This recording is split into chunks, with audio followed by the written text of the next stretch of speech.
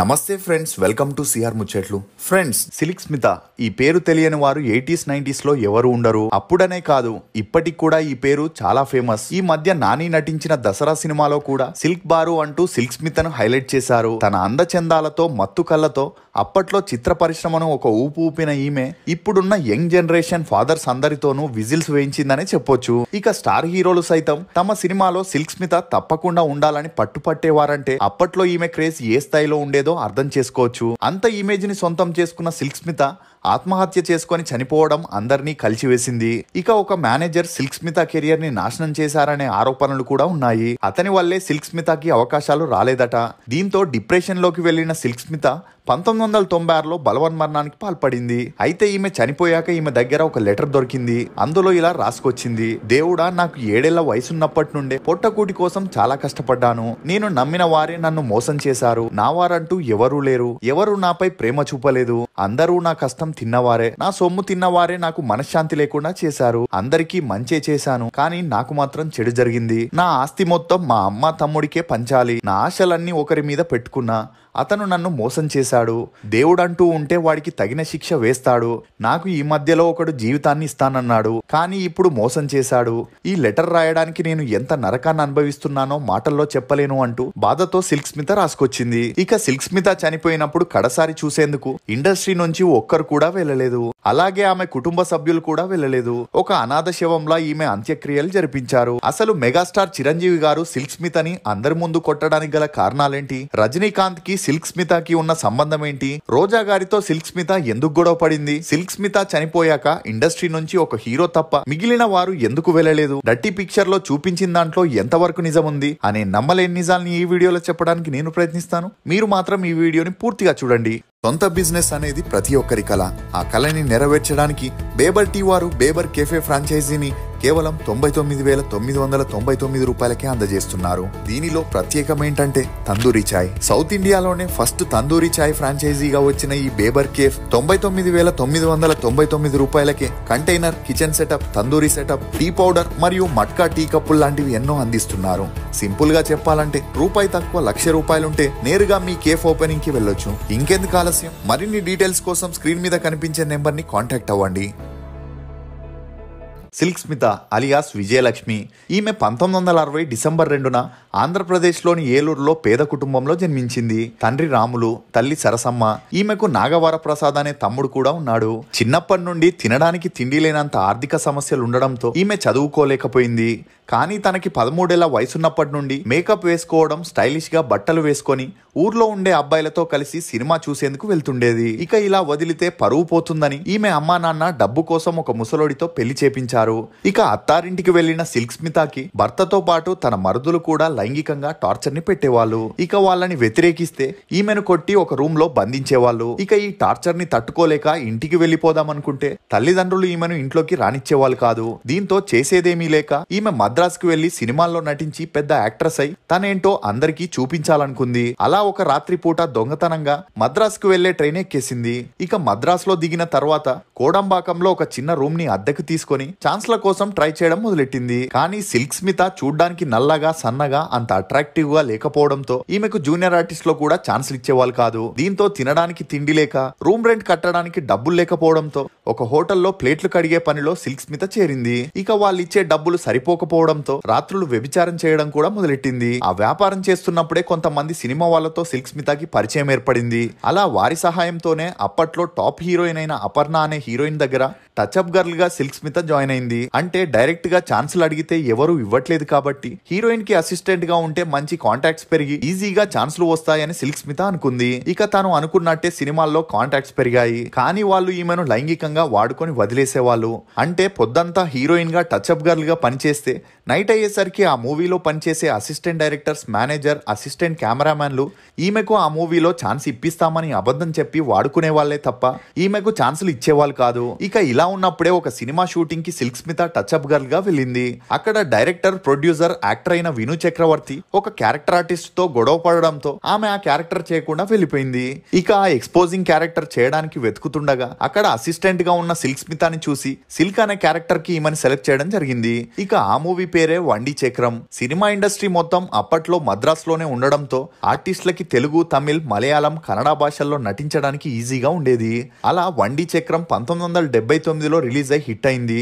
ఇక ఆ మూవీలో సిల్క్ పాత్రకి విజయలక్ష్మికి మంచి పేరు రావడంతో విను చక్రవర్తియే విజయలక్ష్మిగా ఉన్న ఈమె పేరుని సిల్క్ స్మితగా మార్చడం జరిగింది. ఇక ఆ మూవీలో ఈమె చేసిన ఎక్స్పోజింగ్ కి మలయాళ మూవీస్ నుండి ఆఫర్స్ వెతుక్కుంటూ వచ్చాయి. అలా పుష్యరాగం, ఓట్ల పెట్టవర్, రజనీగంధి, ఐవర్, అంగడి అని బ్యాక్ టు బ్యాక్ 9 మూవీస్ లో ఎక్స్పోజింగ్ క్యారెక్టర్స్ ని చేసింది. అలా అడపాదడప క్యారెక్టర్స్ ని చేస్తుండగా ఎప్పుడైతే రజనీకాంత్ తో తనికట్టు రాజా అనే మూవీలో ఐటమ్ సాంగ్ చేసిందో అప్పటి నుండి వీరిద్దరికి మంచి స్నేహం పెరిగి ఆ స్నేహం కాస్త సన్నిహిత్యంగా మారడంతో silk Smita back to back movies Rajinikanth తో చేయడం మొదలెట్టింది. అలా రంగా, మూండ్రు ముగుం, అడుత్త వారిసు, తంగమగన్, తాయి వీడు అనే మూవీస్ చేస్తూ హిందీలో కూడా జీత్ హమారి అనే మూవీలో సిల్క్ స్మితని రజనీకాంత్ గారు ఇంట్రడ్యూస్ చేయడం విశేషం. ఇక దీంతో సిల్క్ స్మితకి తమిళ్లో మంచి క్రేజ్ పెరిగింది. అలా 1981లో సీతాకోక చిలుక మూవీ ద్వారా తెలుగులోకి కూడా రంగప్రవేశం చేసింది.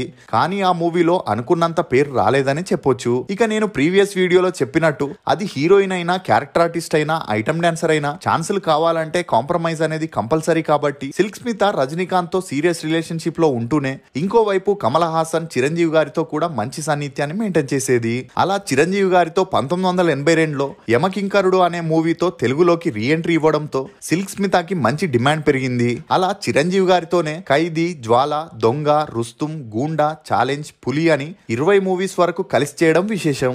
ఇదిలా ఉండగా చిరంజీవి సిల్క్ స్మిత విషయం రజనీకాంత్ కి తెలియడంతో 1984 తర్వాత రజనీకాంత్ సిల్క్ స్మితతో వర్క్ చేయడం మానేశాడు. కానీ సినిమాలో ఎదగాలంటే రజనీకాంత్ సపోర్ట్ ఉంటేనే సాధ్యమని గ్రహించిన సిల్క్ స్మిత డైరెక్ట్ గా రజనీకాంత్ వైఫ్ దగ్గరికి వెళ్లి వారిద్దరి మధ్య జరిగిన సంబంధం గురించి చెప్పగా అందుకు రజనీకాంత్ గారి భార్య అయిన లతా గారు ఈమె చెప్పేవన్నీ పట్టించుకోకపోయేసరికి ఇండస్ట్రీలో ఉండే కొంతమందికి రజనీకాంత్ తో ఉన్న తన రిలేషన్ గురించి చెప్పడం జరిగింది. ఇక ఈ విషయమే అప్పట్లో మీడియాలో హల్చలైంది. దీంతో సిల్క్ స్మితకి మంచి పబ్లిసిటీ వచ్చి ఈమెకు తమిళ్లో మెయిన్ హీరోయిన్ గా ఛాన్సులు రావడం మొదలయ్యాయి. అలా తమిళ్లో ప్రభు హీరోగా, సిల్క్ స్మిత హీరోయిన్ గా సూరాకోటే, సింగారకుట్టి, భానుచందర్ హీరోగా సిల్క్ సిల్క్ సిల్క్ అని కొక్కరోకో అనే మూవీస్ ని చేయడం జరిగింది. కానీ ఆ మూవీస్ రిలీజ్ అయి ఫ్లాప్ అవడంతో ఈమెకు హీరోయిన్ గా ఛాన్సులు తగ్గాయనే చెప్పొచ్చు. అలా తమిళ్లో కమల్ హాసన్ తో, తెలుగులో చిరంజీవితో, కన్నడలో రవిచంద్రన్ సపోర్ట్ తో ఈమెకు వరుసగా ఐటమ్ డాన్సర్ గా వ్యాంప్ క్యారెక్టర్లు చేస్తూ ఒక మూవీకి గాను ₹1,00,000 తీసుకునే రేంజ్ కు వెళ్ళిందని చెప్పొచ్చు. ఇక అప్పట్లో నార్మల్ హీరోయిన్స్ కి 10,000 నుండి 20,000 ఇస్తే స్టార్ హీరోయిన్స్ కి 25,000 నుండి 75,000 వరకు ఇచ్చేవాళ్ళు.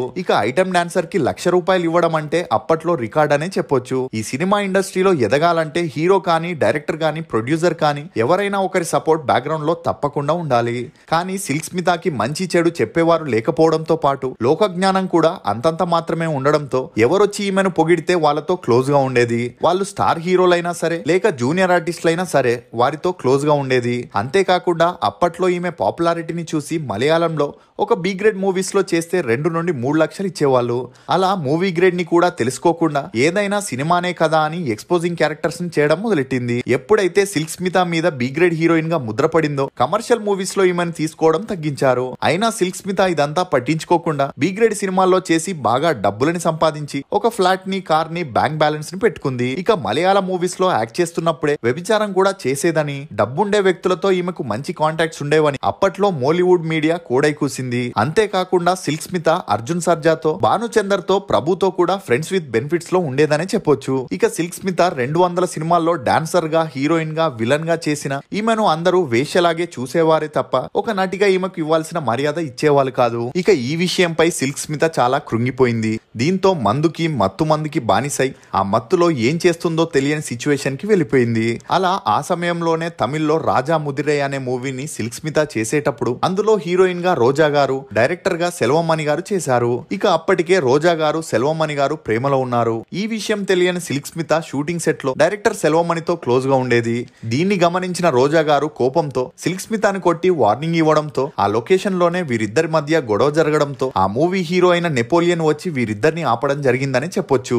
ఇదిలా ఉన్నప్పుడే చిరంజీవి గారితో ఉన్న సన్నిహిత్యంతోనే సిల్క్ స్మిత సెట్ లో ఎవరికి రెస్పెక్ట్ ఇచ్చేది కాదు. అలా ఒక రోజు మత్తులో ఉన్న సిల్క్ స్మిత ముఠా మేస్త్రి మూవీ చేసేటప్పుడు అందులో ఒక సాంగ్ ని రాసిన జయకుమార్ మీద అరవడంతో పాటు అతన్ని కొట్టడానికి కూడా ప్రయత్నించడం జరిగింది. ఎందుకంటే అంతకు ముందు ఒక మూవీలోని సాంగ్ కి సిల్క్ స్మిత సెట్ అవ్వలేదని ఈ జయకుమార్ వేరే డాన్సర్ ని రెఫర్ చేయడంతో ఈమెకు ఆ మూవీ ఆఫర్ చేజారిందనే కోపంతోనే ఆ గొడవ స్టార్ట్ అయిందని చెప్పొచ్చు. కోపంలో ఉన్న సిల్క్ స్మిత దగ్గరికి కొరియోగ్రాఫర్ వచ్చి ఆ సాంగ్ లోని సీన్ ని ఎక్స్ప్లెయిన్ చేస్తూ చిరంజీవి గారు మిమ్మల్ని కొట్టే సిచ్యువేషన్ అని సిల్క్ స్మితకి ఎక్స్ప్లెయిన్ చేస్తుండగా అప్పటికే కోపంలో ఉన్న సిల్క్ స్మిత చిరంజీవి నన్ను కొడతాడా, అంత మనగాడా అని అరిచి గోల పెట్టడంతో అక్కడికి వచ్చిన చిరంజీవి గారు సిల్క్ స్మిత బిహేవియర్ ని తట్టుకోలేక అందరి ముందు లాగి కొట్టడం జరిగింది. ఈ అవమానాన్ని తట్టుకోలేక సిల్క్ స్మిత అక్కడి నుంచి వెళ్ళిపోయింది. అలా 3 రోజులు నాన్ స్టాప్ గా తాగుతూ సిల్క్ స్మిత రూమ్ లోనే ఉండిందని లిరిసిస్ట్ జయకుమార్ ఒక ఇంటర్వ్యూలో చెప్పడం విశేషం. కమల్ హాసన్ సినిమాలోను తను చేయాల్సిన సాంగ్ ని వేరే డాన్సర్ ని పెట్టి చేపించడంతో కోపానికి గురైన సిల్క్ స్మిత ఆ షూటింగ్ సెట్ కి వెళ్లి కమల్ హాసన్ తో గొడవ చేసి గోలగోల చేయడంతో అప్పటి నుండి ఈమెకు ఐటమ్ డాన్సర్ గా ఎవరు ఇండస్ట్రీలో ఛాన్స్ ఇవ్వడానికి ముందు రాలేదనే చెప్పొచ్చు. ఆ సమయంలోనే సినిమా మేనేజర్ అని చెప్పి ఒక వ్యక్తి సిల్క్ స్మితకి దగ్గరయ్యాడు. అలా సిల్క్ స్మిత బాధలో ఉండగా ఓదారుస్తూ సిల్క్ స్మితని మందుకి బానిస చేసి తనతో 5 years రిలేషన్ ని మెయింటైన్ చేశాడు. అప్పటికే అతనికి పెళ్ళై 3 పిల్లలున్నా కూడా సిల్క్ స్మిత అతన్ని పెళ్లి చేసుకోవాలనుకుంది. ఇదిలా ఉండగా సినిమాల్లో ఛాన్సులు రాకపోవడంతో సిల్క్ స్మిత కోపంతో తనకి ఆ స్టార్ హీరోస్ వల్లే ఛాన్సులు రావట్లేదని మీడియాలో తనతో సంబంధం పెట్టుకున్న హీరోల గురించి చెప్పడం మొదలెట్టింది. కానీ మీడియా ఇమీడియట్ గా పబ్లిష్ చేయకుండా ఈ న్యూస్ ని అడ్డు పెట్టుకుని ఆ స్టార్ హీరోస్ తో బేరాలాడి ఒక అమౌంట్ ని తీసుకొని ఈ న్యూస్ కి అక్కడే ఫుల్ స్టాప్ పెట్టారు. రోజు రోజుకి సిల్క్ స్మిత ఇండస్ట్రీలోని అందరితో గొడవలు పెట్టుకోవడంతో ఈమెకు పూర్తిగా ఛాన్సులు రావడం ఆగిపోయాయి. దీంతో మద్యానికి మత్తుకి బానిసైన సిల్క్ స్మితని చూసి ఈ సమయం కోసమే వెయిట్ చేస్తున్న ఆ మేనేజర్ ఈమె దగ్గరున్న ఆస్తి పేపర్స్ మీద సంతకం చేసుకుని ఇంట్లో ఉన్న డబ్బు నగల్ని తీసుకుని రాత్రికి రాత్రే పారిపోయాడు. ఈమె కష్టపడి సంపాదించిన డబ్బు పోయేసరికి తట్టుకోలేకపోయింది. ఫైనల్ గా ఈమె ఉన్న 3 BHK ఫ్లాట్ మాత్రమే మిగిలింది. అందరూ చెప్పేలాగా ఈమె ప్రొడ్యూస్ చేసి డబ్బులని పోగొట్టుకోలేదు. ఈమె నమ్మిన వాళ్లే మోసం చేయడంతో అన్ని పోగొట్టుకుందని చెప్పొచ్చు. ఈమె ఆస్తి 50 నుండి 60 లక్షల వరకు ఉండగా ఆ మేనేజర్ 25 లక్షల వరకు కొట్టేసిన ఈమె దగ్గర 30 నుండి 40 లక్షల వాల్యూ చేసే ఫ్లాట్ మాత్రమే ఉండింది. డర్టీ పిక్చర్ సినిమాలో చూపించేలాగా పెద్ద ఇల్లు, లగ్జరీ కార్ లాంటివి ఈమెకు లేవనే చెప్పొచ్చు. 1995 తర్వాత ఛాన్సులు లేక తోడు లేక తన అనుకున్న వాళ్లే మోసం చేయడంతో సహించని సిల్క్ స్మిత 1996 సెప్టెంబర్ 23న ఒక లెటర్ లో తన దగ్గర మిగిలిన ప్రాపర్టీ తన అమ్మ, తమ్ముడికి చెందాలని రాసి బలవన్మరణానికి పాల్పడింది. అయితే ఎన్నో లక్షల మంది అభిమానులను సొంతం చేసుకున్న సిల్క్ స్మిత చనిపోతే ఇండస్ట్రీ నుంచి ఏ ఒక్క స్టార్ కూడా రాలేదు. కానీ కన్నడ హీరో అర్జున్ సర్జా మాత్రమే సిల్క్ స్మిత అంతిమ సంస్కారాలకి హాజరయ్యారు. అక్కడికి వచ్చిన మీడియా సినిమా ఇండస్ట్రీలో నుండి ఎవరు ఎందుకు రాలేదని ప్రశ్నించగా అందుకు అర్జున్ సర్జా స్పందిస్తూ సిల్క్ స్మితతో నేను ఒక సినిమాలో నటించేటప్పుడు నేను చనిపోతే కనీసం నువ్వైనా వస్తావా అంటూ సిల్క్ స్మిత ప్రశ్నించిందని చెబుతూ ఎమోషనల్ అయ్యారు. సిల్క్ స్మిత వారితో చేసింది తప్పే అయినా తమ జీవితంలో కొన్నాళ్ళు ప్రయాణించిన సిల్క్ స్మిత అంత్యక్రియలకు రాకపోవడం బాధాకరమనే చెప్పొచ్చు. మీకు సిల్క్ స్మిత నటించిన సినిమాలో ఫేవరెట్ ఏదనేది కమెంట్ సెక్షన్ లో తప్పకుండా తెలియజేయండి. మేము చేసిన ఈ వీడియో మీకు నచ్చినట్లయితే ఒక లైక్ ద్వారా మీ సపోర్ట్ ని మాకు తెలియజేయండి. For more interesting videos please subscribe to CR ముచ్చట్లు. Thank you.